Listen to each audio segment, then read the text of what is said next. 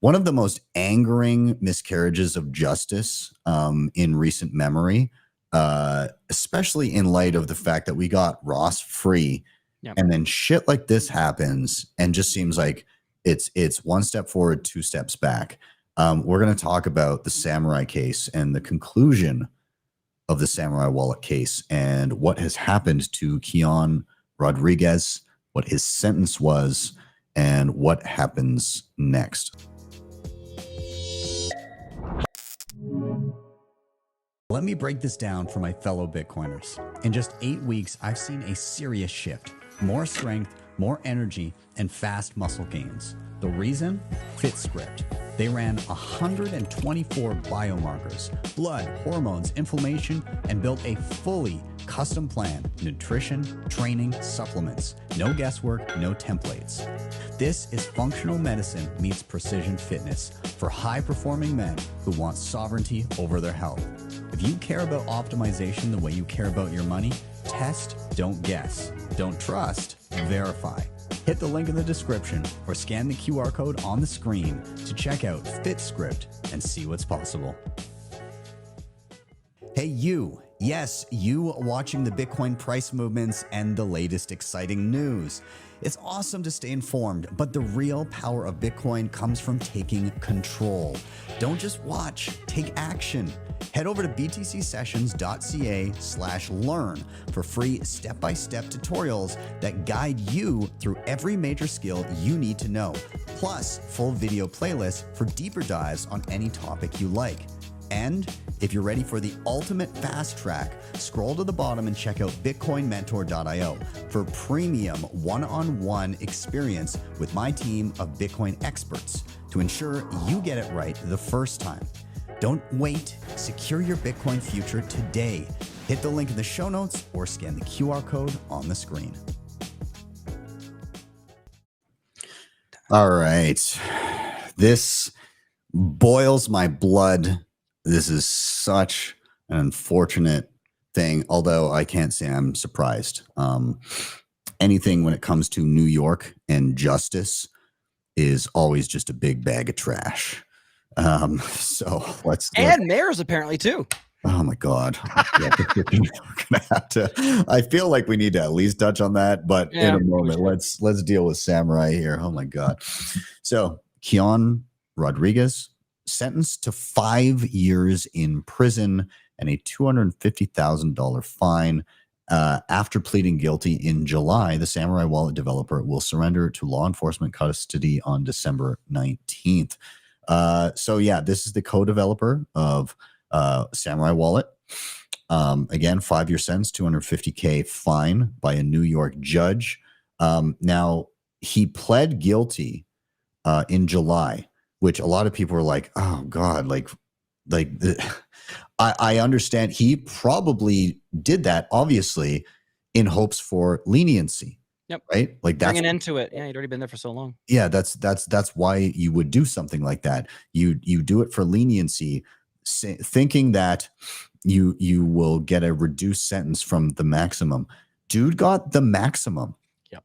The maximum. And so I'm going to pull up a thread here on this from The Rage. So this is a thread on kind of what took place in the courtroom. The judge did not seem particularly sympathetic to the financial privacy argument. Key takeaways from the sentencing. Earlier this year, Rodriguez and Samourai co-creator William Hill pled guilty to conspiracy to violate money transmission licensing requirements for building a non-custodial Bitcoin privacy wallet. Again, non-custodial. They never took custody of anybody's money. Rodriguez doesn't identify the problem Samourai sought to solve, the judge said. There's no acknowledgement by Rodriguez of the criminal world for whom digital currency is a gift. There seems to be no recognition of the human suffering that was facilitated by the defendant. And there seems, in my opinion, from the judge, to be no recognition of the privacy benefits that so many human rights defenders and dissidents have experienced across the globe because of Samourai Wallet either. Continuing on. The defendant engaged in very serious antisocial behavior, I don't see the letter to acknowledge this, Coate said, the judge, in response to a clemency letter filed by Rodriguez ahead of the sentencing. Quote, the letter misunderstands many things. Rodriguez identifies his motive as protecting financial privacy. That's fine. That's good. But I don't think that's what really is at stake here. Rodriguez pled guilty to a subsection of money transmitter licensing law, criminalizing the knowing transmission of illicit funds. Again, they did not transmit other people's money. They built an open source tool that allows people to coordinate transactions together. The defense requested a sentence of 1 year and 1 day. A pre-sentencing recommendation from probation authorities recommended 42 months. The subsection applied to Rodriguez is the same subsection that prosecutors used to convict Tornado Cash co-creator Roman Storm this August. At the time, many scholars argued that the subsection was misapplied due to the lack of licensing requirements for non-custodial services. Earlier this year, Assistant Attorney General Matthew Gagliotti stated that the DOJ would no longer bring prosecutions against non-custodial developers under the subsection applied to Rodriguez, Hill, and Storm. So basically saying, like, we prosecuted these guys, we won't do that anymore. This was before the ruling today. The defense highlighted ambiguities in the law itself, citing confusion around whether licensing and regulatory requirements, such as the Bank Secrecy Act, applied to non-custodial services. It also highlighted the need for services like Samourai Wallet to conceal otherwise public funds to protect Bitcoin users from extortion and kidnappings. 100% valid. In addition to the 5-year sentence and $250K fine, Rodriguez will be on supervised release for 3 years. 20% of his gross income will be garnished after release to pay the fine, and $25 a month or up to 50% of any income earned in federal prison work programs.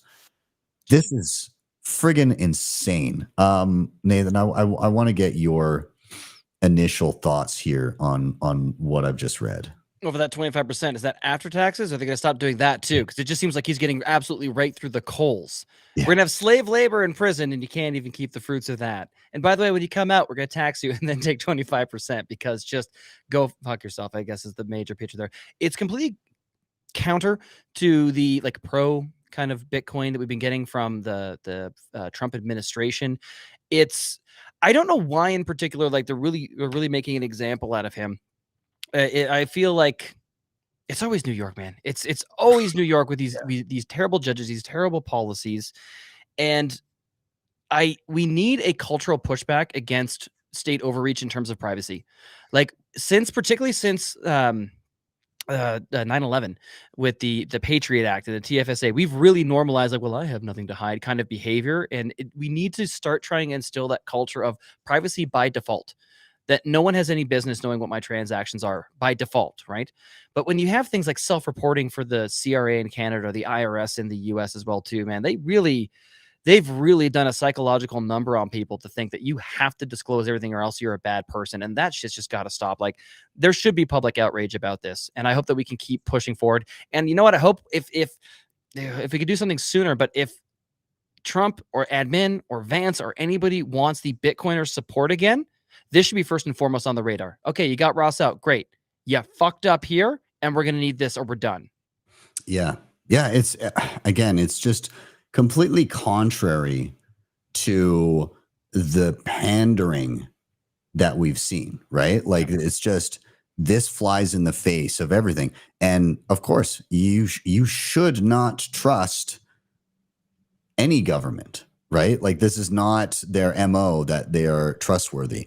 And again, like here's Trump, we're making the United States the Bitcoin superpower. Like, but what does that mean for the end user of Bitcoin? It means 5-year prison sentences, right? Like, how is that better? So like, while you can, while we can talk about, and pontificate upon whether people are getting it, we shouldn't give them a blanket free pass because they said the word Bitcoin, including like Treasury Secretary just on Halloween, 17 years after the white paper, the Bitcoin network is still operational and more resilient than ever. Bitcoin never shuts down.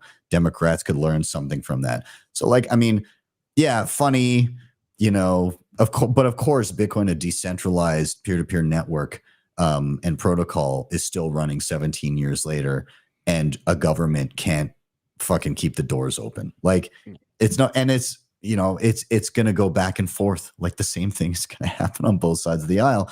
The point being is that we want rules without rulers, and that's what Bitcoin is. And so we shouldn't be worshiping the ground that these people walk on. We should be working towards making them unnecessary.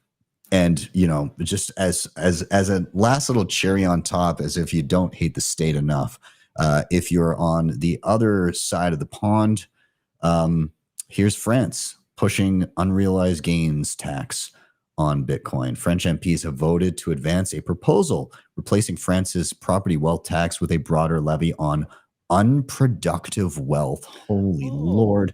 This would include assets like Bitcoin jewelry,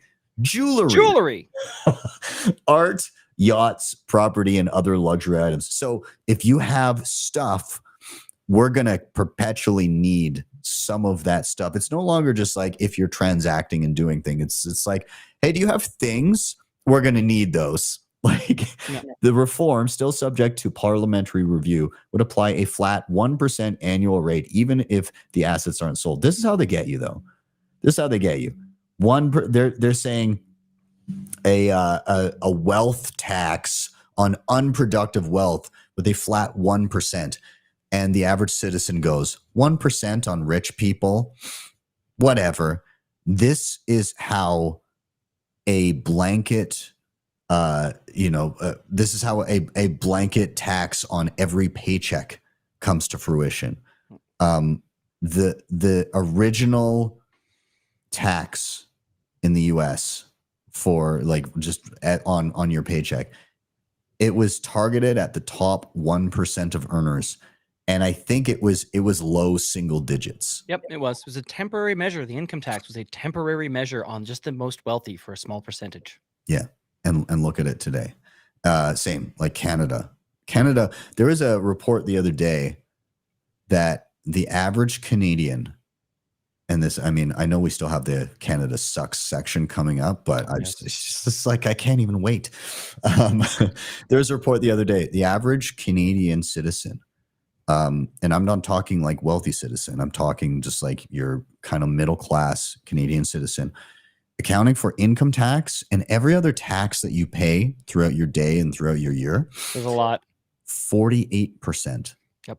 That's what they guess. So if you're high income and your income tax is half, which is what it would be, then you're paying into the 60, maybe even 70 percentile of all of your income to taxes. Why exist? Why do a single fucking thing? Like, that's at that point, 3/4 of your year is working for somebody else. You're literally 3/4 a slave at that point. Like, you're every ounce of your labor for 9 months of a 12-month year is for somebody else. That's crazy.